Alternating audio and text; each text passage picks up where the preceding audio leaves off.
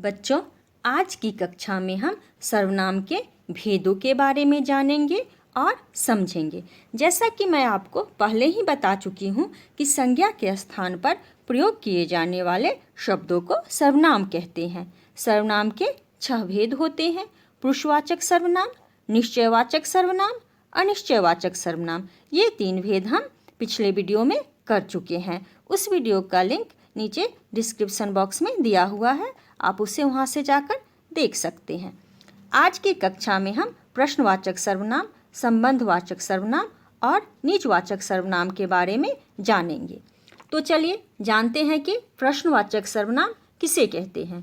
तो वैसे सर्वनाम जो प्रश्न पूछने के लिए प्रयोग किए जाते हैं, जिन शब्दों का प्रयोग किसी वस्तु, व्यक्ति आदि के बारे में प्रश्न पूछने या उनके बारे में जानने के लिए किया जाता है, उसे प्रश्नवाचक सर्वनाम कहते हैं। जैसे क्या, क्यों, कहाँ, किसे, कौन, कब। अब इन वाक्यों को देखिए। तुम क्या कर रहे हो? क्या राम पास हो गया? वहाँ कौन खड़ा है?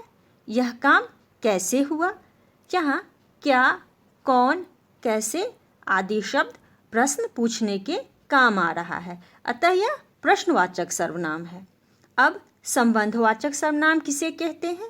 तो कुछ ऐसे सर्वनाम जो संबंध का बोध कराता हो, जिसका प्रयोग किसी वस्तु या व्यक्ति का संबंध बताने के लिए किया जाए, संबंधवाचक सर्वनाम कहलाते हैं।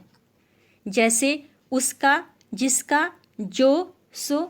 तो चलिए इसको कुछ उदाहरण के द्वारा समझते हैं। जो कर्म करेगा फल उसी को मिलेगा, जिसकी लाठी उसकी भैंस, जैसा कर्म वैसा फल।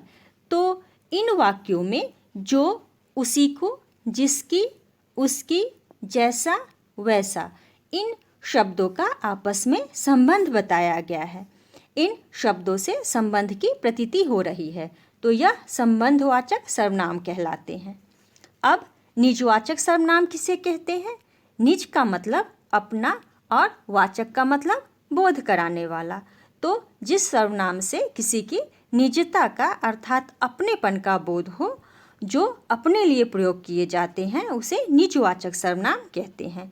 जैसे अपने आप, स्वयं, खुद।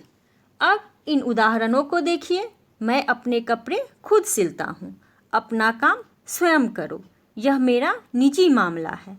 इन वाक्यों में अपना, अपने, स्वयं, निजी, इन शब्दों का प्रयोग अपने आप को, खुद को बताने के लिए किया गया है, तो यह निजवाचक सर्वनाम कहलाते हैं।